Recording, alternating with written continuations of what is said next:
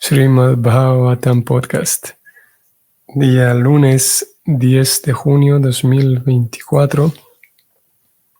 Nosotros nos encontramos sobre el verso 29, capítulo 6, canto tercero. Bienvenidos de vuelta y comenzamos. Om Namo Bhagavate Vasudevaya. Om Namo Bhagavate Vasudevaya. Om Namo Bhagavate Vasudevaya.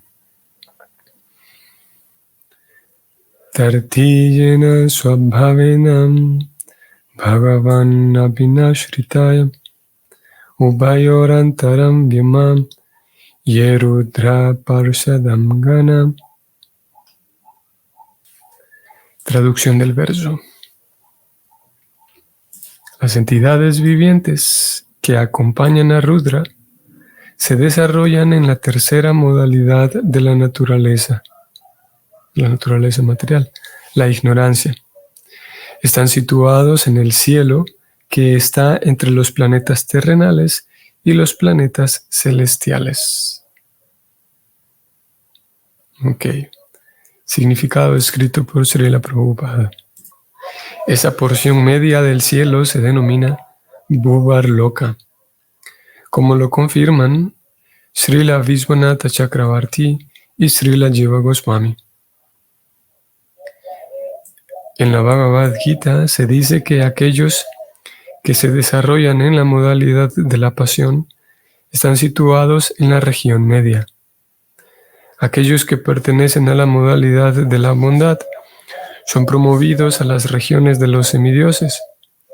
Aquellos que pertenecen a la modalidad de la pasión son colocados en la sociedad humana, y aquellos que pertenecen a la modalidad de la ignorancia son colocados en la sociedad de animales o fantasmas. No hay contradicciones en esta conclusión. Numerosas entidades vivientes están distribuidas por todo el universo en diferentes planetas y están situadas así en términos de las diferentes cualidades que poseen de las modalidades de la naturaleza material. Fin del comentario. Muy bien. Aquí hay más información respecto a diferentes posiciones de diferentes entidades vivientes, como se menciona. El verso, hay varias cosas aquí que pueden llamar nuestra atención y resultar curiosas. El verso señala que hay un cielo, él dice, el verso. Esas personas están situadas en el cielo que está entre los planetas terrenales y los celestiales. O sea que es como un intermedio. Y de hecho, sí, es como un intermedio entre los planetas terrenales, que también aquí está implícito. No es la primera vez que aparece, pero está implícito el hecho de que hay varios planetas que son terrenales, ¿no? que pertenecen como a una categoría similar al planeta Tierra.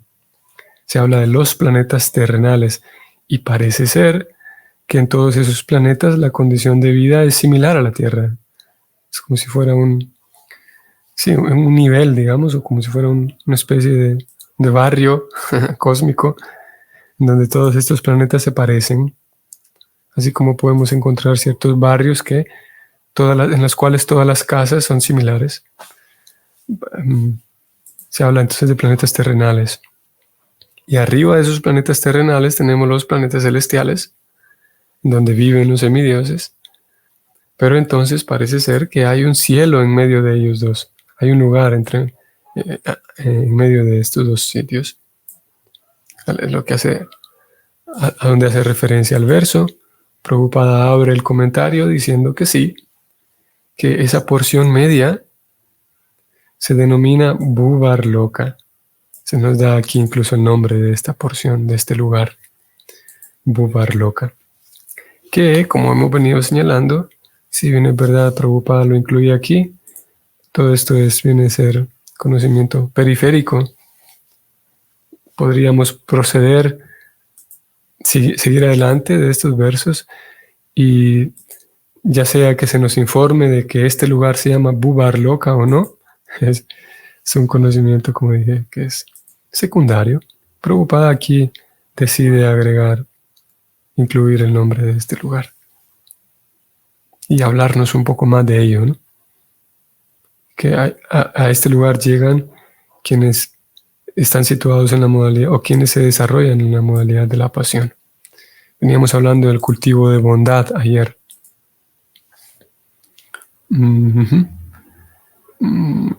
También fue resaltante, sin duda, esto, lo que Prabhupada mencionó. Él escribe que, voy a subrayar para leer, aquellos que pertenecen a la modalidad de la ignorancia son colocados en la sociedad de animales o fantasmas. Eso indudablemente puede hacer surgir interrogantes en muchos. El asunto de los fantasmas y los espíritus.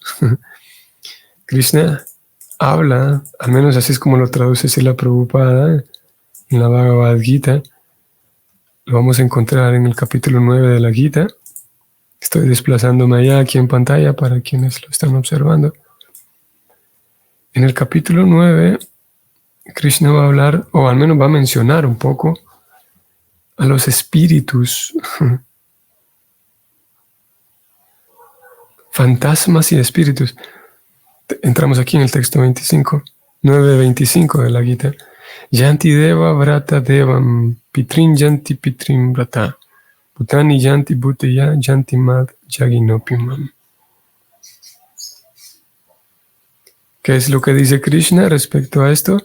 Él dice, aquellos que adoran a los semidioses nacerán entre los semidioses. Aquellos que adoran a los antepasados irán a los antepasados. Aquellos que adoran a los fantasmas y espíritus nacerán entre esos seres. Y aquellos que me adoran a mí vivirán conmigo.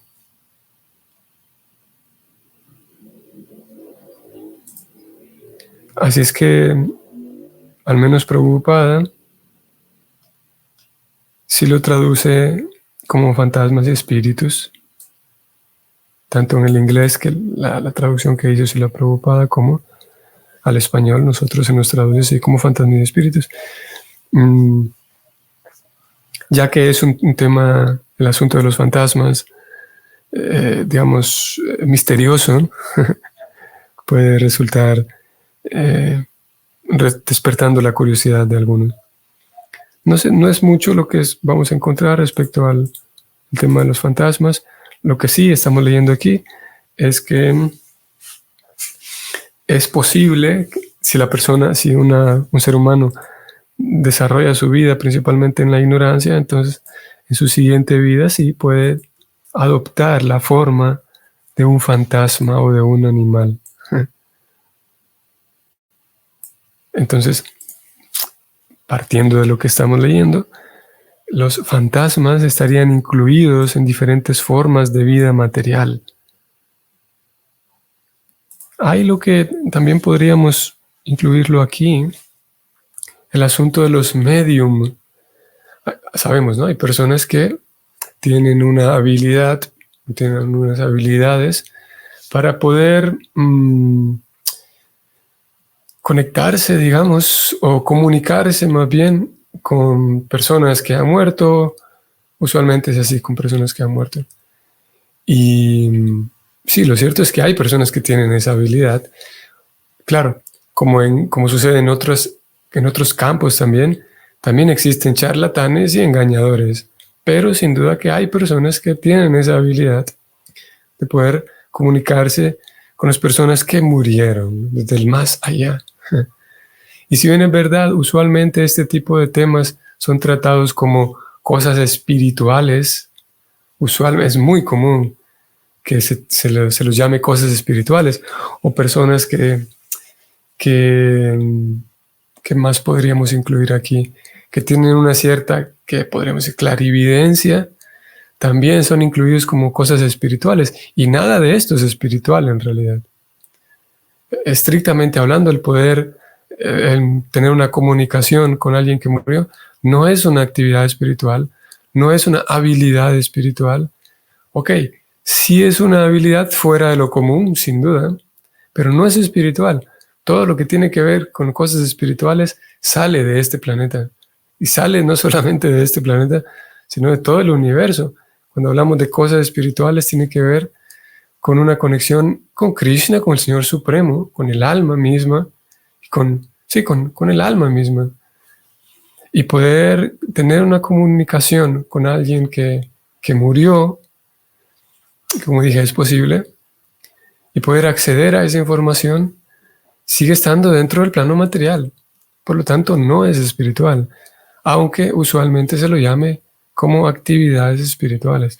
Lo que estamos tratando de hacer aquí es únicamente, digamos, poner las cosas en su lugar o identificar las cosas, no ponerlas porque ya están allí, pero identificar las cosas, como en este caso, el poder mediar o el poder ser medium o tener comunicación con este tipo de entes, digamos. Y estamos simplemente identificando que no pertenece a una actividad espiritual, sino sí es una actividad fuera de lo común y poco vista, ok, pero sigue siendo material el comunicarse con espíritus y fantasmas y demás cosas. Lo mismo la santería y este tipo de cosas no es actividad espiritual. Es una actividad, y valga decir, es una actividad que de hecho, por la definición, viéndolo a la luz del Bhakti, a la luz del Bhagavad Purana, que es este libro, de hecho es una actividad que se desarrolla en la modalidad de la oscuridad. Y podría ser interesante también porque si bien es verdad se requiere cierta habilidad, que no todo el mundo la tiene, pero por ser una habilidad poco frecuente, no quiere decir que es una actividad que ilumina la vida espiritual de las personas. En realidad es una actividad llevada a cabo en la oscuridad, de acuerdo como dije, viéndolo a la luz del Bhagavad Purana, viéndolo a la luz del Bhagavatam, del Srimad Bhagavatam. Ok, habría más cosas que podríamos decir sobre este tema de los fantasmas y espíritus, pero eso es lo que diremos. Continuamos con el verso 30. Mukato Bhartata Bharamam Purushasya Kurudvaham Justun Mukhatvad Varnanam Mukhyo Bud Brahmano Guru. Traducción del verso. Oh tú, el principal de la dinastía Kuru, la sabiduría védica se manifestó de la boca del Virat, la forma gigantesca. Aquellos que tienen inclinación por ese conocimiento védico se denominan brahmanas y son los maestros espirituales y profesores naturales de todas las órdenes de la sociedad. Veamos brevemente el sánscrito. La última palabra de este verso, gurú, muy conocida por nosotros, y también globalmente se volvió popular esta palabra. Se utiliza con mucha popularidad, aunque más bien en castellano, creo que en inglés también se utiliza más como con el cambio en el acento, un gurú, con un acento en la última vocal, gurú. Aunque parece ser que de la pronunciación sánscrita es más bien con una acentuación en la primera vocal, guru. En fin de cuentas, aparece aquí esta palabra gurú o guru. Y Prabhupada lo traduce como el maestro espiritual o un profesor reconocido. Y si bien es verdad, estamos más acostumbrados a traducirlo como maestro espiritual, parecería que hay una diferencia entre maestro y profesor, ¿cierto? Parecería que cuando hablamos de un maestro es más tiene más autoridad hablar de maestro que de profesor. Y sí, pues puede ser. Puede ser que un profesor se dedica a enseñar, pero no necesariamente con tanta experiencia. Podría dar la impresión de que un maestro sí enseña, pero aparte tiene experiencia. Pero lo cierto es que el gurú es eso, es un profesor en el tema espiritual, en el tema de las cosas espirituales. Más típicamente y comúnmente llamado maestro espiritual. Pero podríamos decir lo mismo diciendo que es un profesor en el tema espiritual, en la materia espiritual. Claro, que el idioma ya se nos complica porque la materia espiritual podría ser contradictorio a esto porque la materia es material. En todo caso, el gurú es eso, es un profesor que no solamente da clases en un aula de clases, sino que sí, con su propia vida. Por un lado, el propio gurú ha integrado a su vida el servicio devocional. Su vida es el servicio devocional y eso es lo más importante. Vive para el servicio devocional, esa es su vida. Y incluso puede ser que a ese gurú no lo veamos actuar diariamente. Puede ser que no necesariamente, es posible que sí, pero no es requisito que yo tenga que observar cómo el gurú conduce su vida. Posiblemente sea mejor, pero no es requisito. En todo caso, ese maestro espiritual pues sí enseña, porque de alguna manera también, como aquí lo dijo el verso, esa persona tiene una inclinación por el conocimiento védico. Y también tiene una inclinación por enseñar.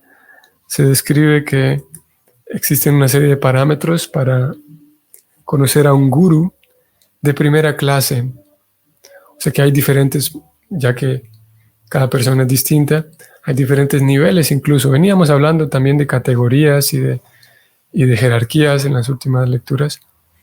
Incluso hay diferentes niveles de gurús. Y describen las escrituras que el gurú de primera clase es aquella persona que, número uno, tiene conocimiento, sabe muy bien el maestro espiritual lo que va a enseñar, como lo indica aquí el verso, debido a que él o ella tiene una inclinación natural hacia el conocimiento védico, pues entonces lo que enseña, todo tiene un sustento escritural. No es que esta persona vive simplemente por pura, ¿cuál es la palabra? Por pura inspiración en el corazón y por pura espontaneidad, sino que sabe muy bien y su vida, porque él o ella conoce las escrituras, entonces su vida, él o ella, la lleva acorde a las escrituras. No es que es un gurú porque simplemente actúa desde el corazón con pura espontaneidad, sino que conoce las escrituras y él o ella se acopla a esas escrituras, siempre manteniendo su espontaneidad, sin duda. Entonces, conoce muy bien las escrituras y su vida la vive sobre las escrituras y al mismo tiempo es capaz de poder responder y satisfacer las necesidades de sus discípulos. Estamos hablando aquí, responder el conocimiento, responder a la guía que necesiten sus discípulos. La persona, este maestro espiritual es experto para saber guiar.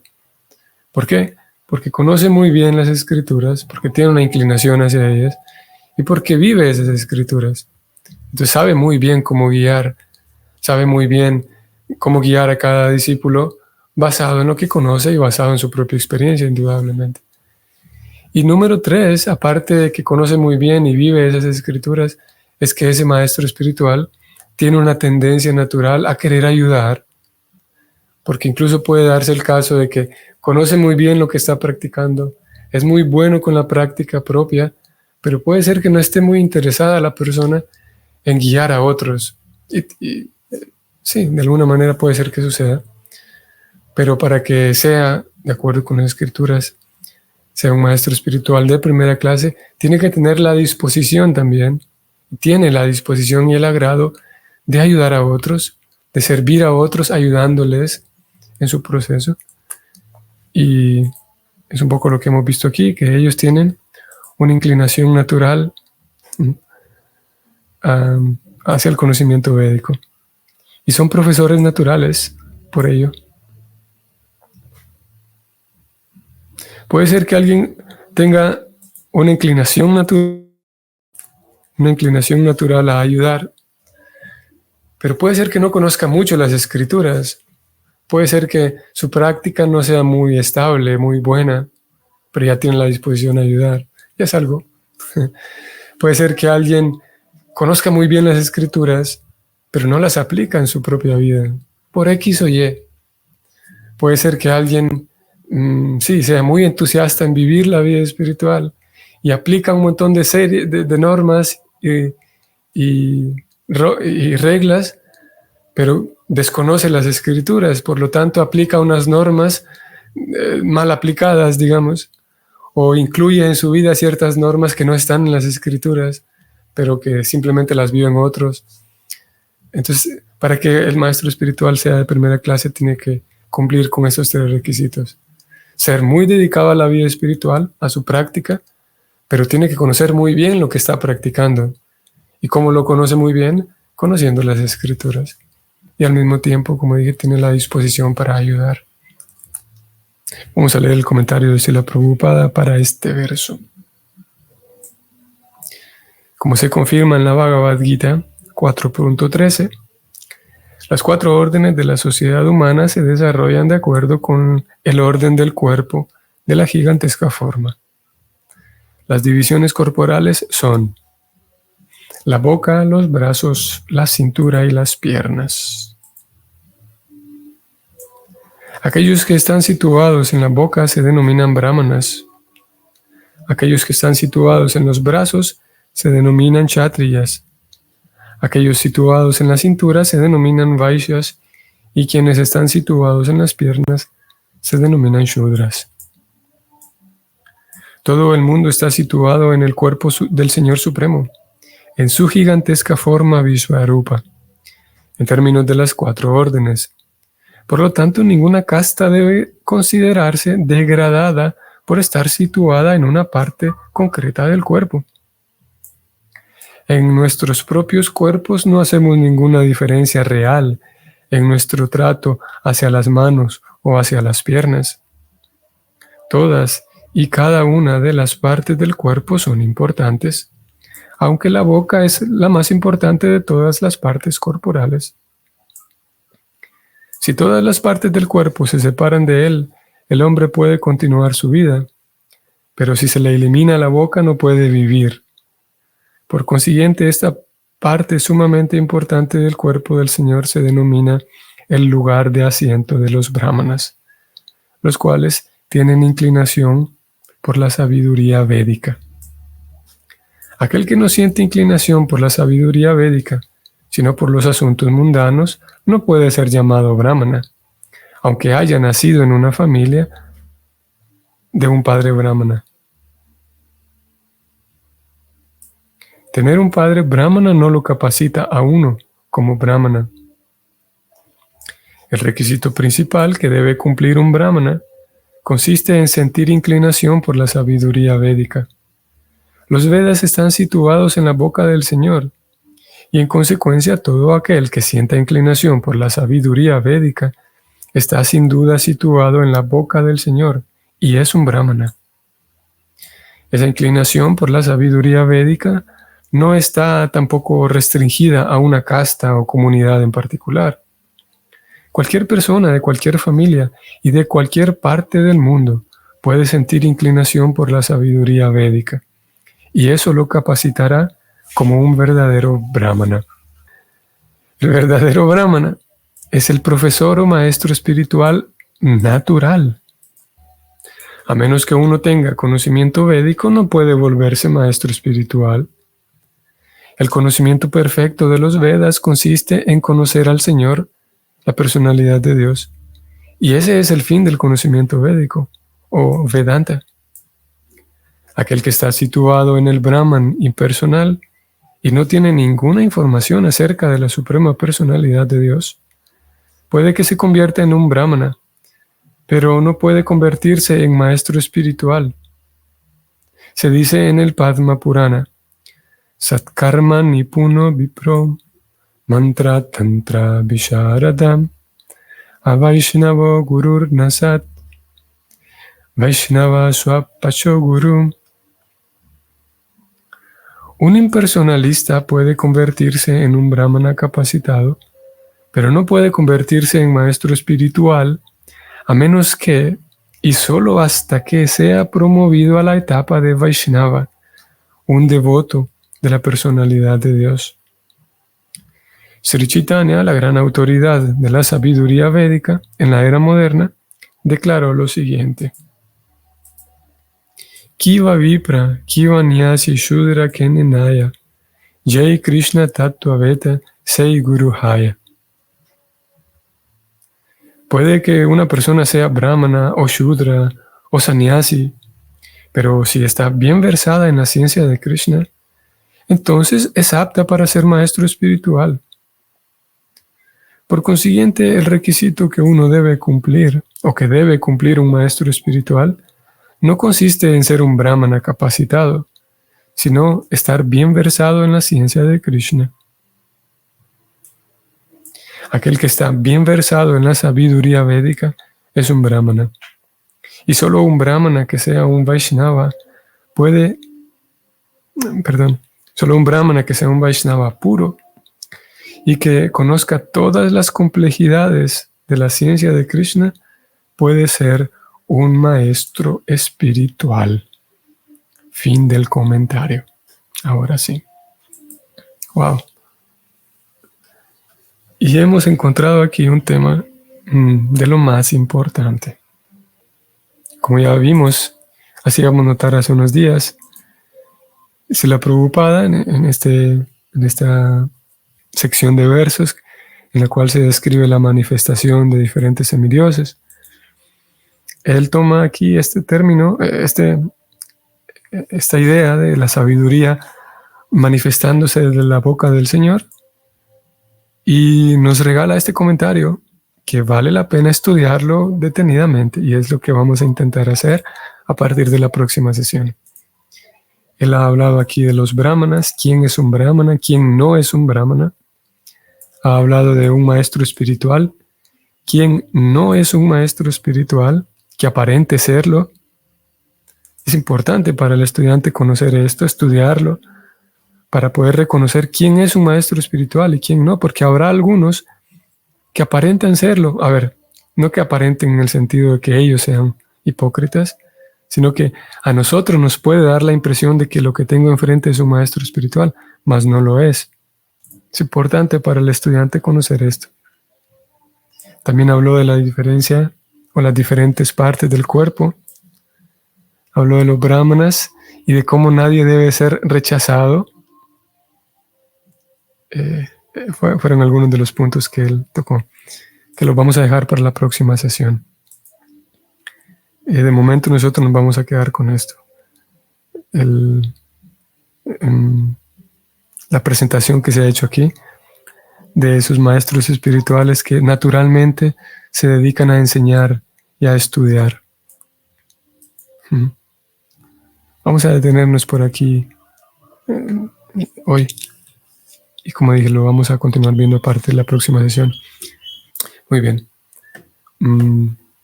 Así es que tengan un excelente día y un excelente inicio de semana. Que podamos seguir estando, seguir percibiendo la gracia del Señor Supremo sobre nuestras vidas y seguir avanzando. Hasta la próxima. Hare Krishna.